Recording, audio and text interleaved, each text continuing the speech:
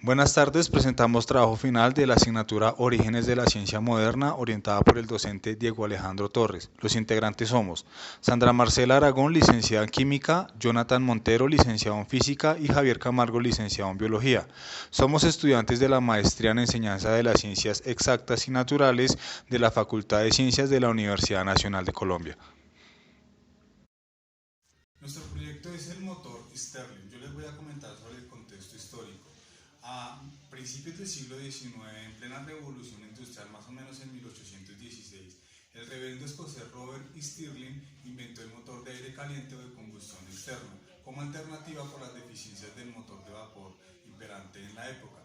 Este motor funciona con un proceso de compresión y expansión continua de un gas utilizando diferentes temperaturas en un ciclo termodinámico.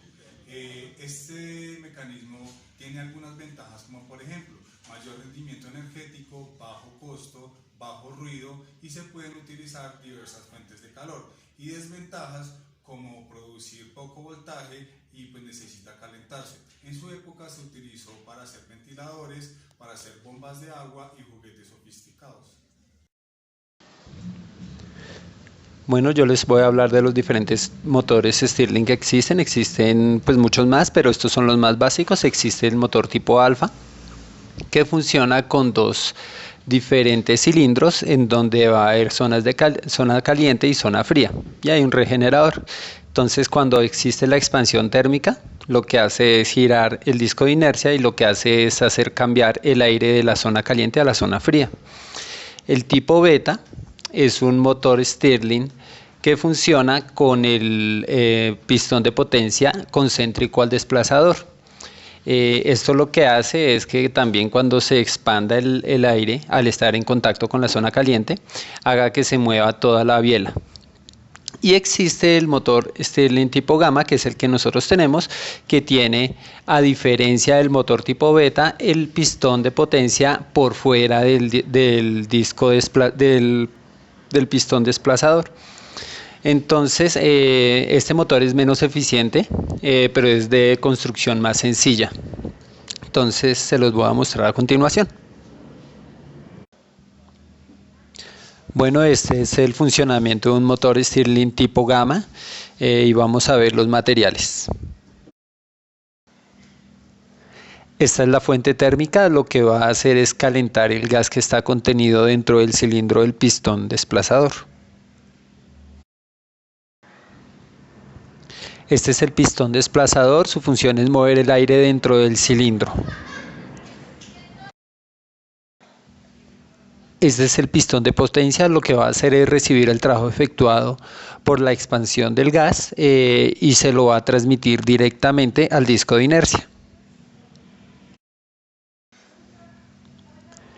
Este es el disco de inercia y lo que va a hacer es, al estar unido directamente al pistón desplazador, facilitar el movimiento del aire que está dentro del cilindro del pistón desplazador. Y pues acá en esta animación no se nota mucho, pero detrás de ese soporte hay unos radiadores. El trabajo de los radiadores es mantener la diferencia de temperatura dentro de el cilindro del pistón desplazador.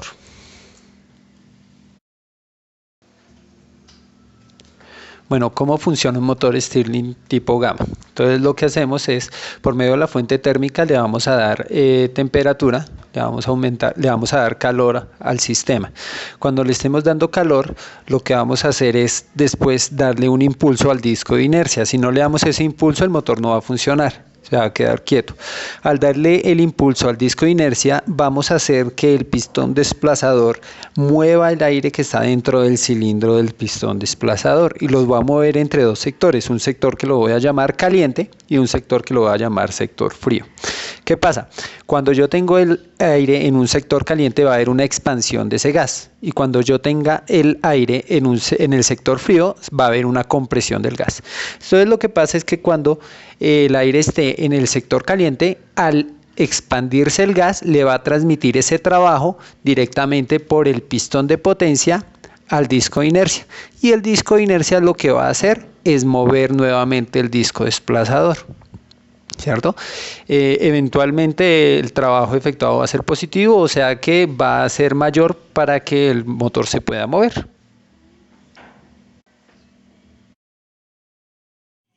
Bueno, este es nuestro motor Stirling tipo Gamma. Vamos a mostrar algunas cosas importantes dentro del laboratorio. Entonces, para eso primero lo que vamos a hacer es mostrar cómo se comporta el sistema sin añadir calor. Entonces, acá mostramos más o menos el mismo impulso. Yo voy a tratar de mantenerlo y acá vemos que el motor no funciona. Entonces, ahora lo que voy a hacer es darle calor al sistema para aumentar la temperatura del aire dentro del cilindro del pistón desplazador. Entonces, esto al ser aluminio se va a calentar rápidamente. Entonces, acá yo ya estoy sintiendo un calor considerable. Acá se está poniendo tibio hasta el momento. Entonces ahí, como podemos ver, el motor todavía no está funcionando. Es porque yo tengo que darle un impulso a este disco para hacer que se mueva el aire dentro del cilindro del pistón desplazado. Entonces acá voy a comenzar a darles el impulso para que ustedes comiencen a apreciar cómo va ganando cada vez más fuerza en la rotación.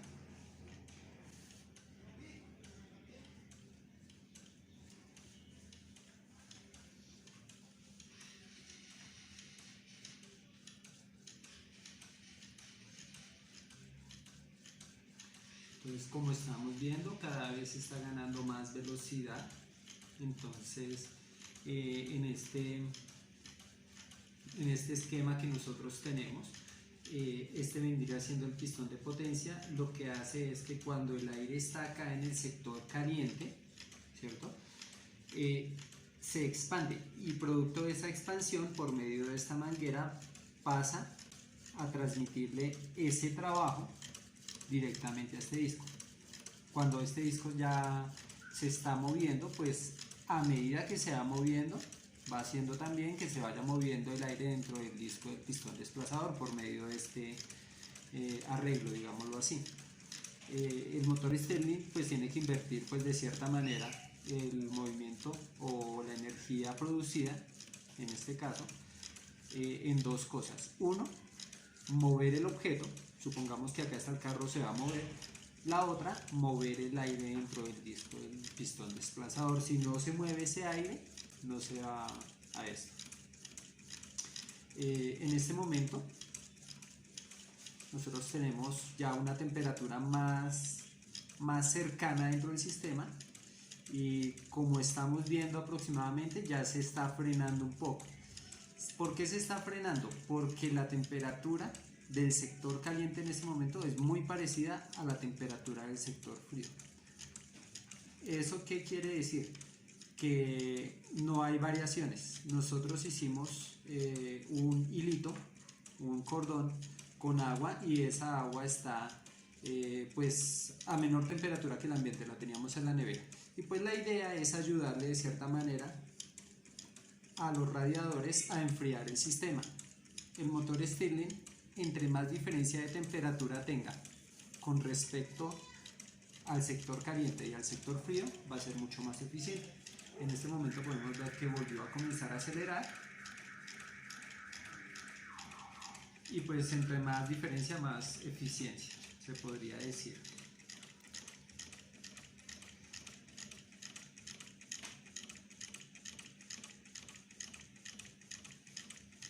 Como mi compañero José dijo, este motor es muy eficiente, pero a bajas velocidades. Esas altas velocidades no es para nada práctico.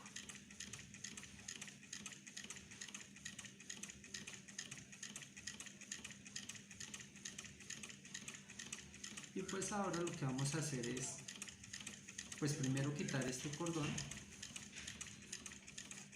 y después vamos a quitar la fuente térmica para hacer que el motor frene.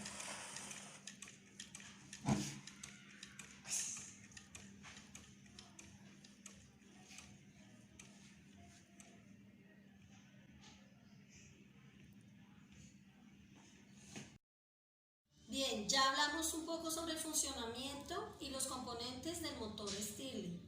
Quiero hablarles ahora de las aplicaciones y de la importancia. En la actualidad, teniendo en cuenta la problemática ambiental mundial, el motor Stirling surge como una alternativa ecológica y eficiente en donde podemos disminuir de alguna forma las emisiones de gases tóxicos a la atmósfera. Así, según el combustible que yo utilice, incluso puedo obtener mecanismos muy limpios, mecanismos en donde habrán cero gases.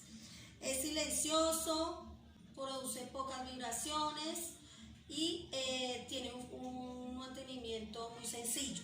Es una alternativa para generar un futuro sostenible. Así de esta manera hay países como España que han creado el Centro de Investigación Stirling.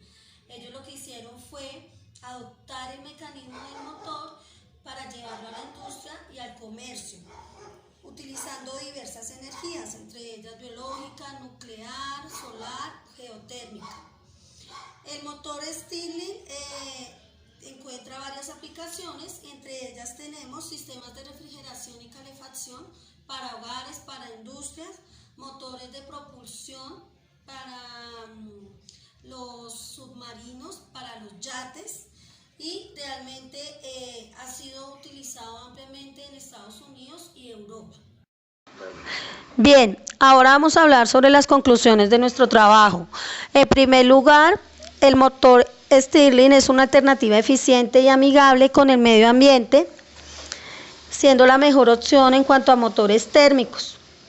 Hay una disminución de los costos en el proceso de realización, es sencillo, seguro y versátil. En segundo lugar, nuestro proyecto muestra la importancia de retomar esas investigaciones pasadas para hoy llevarlas a un estudio mayor, sacarles un mayor provecho, teniendo en cuenta en nuestro caso con el motor Stirling, la problemática ambiental por la que estamos atravesando. Y por último, puede ser una experiencia bastante atractiva, bastante motivante para en nuestras clases poder enseñar los principios de termodinámica. Hay una forma más real, ¿cierto?, en donde los estudiantes pueden acercarse más a ese conocimiento.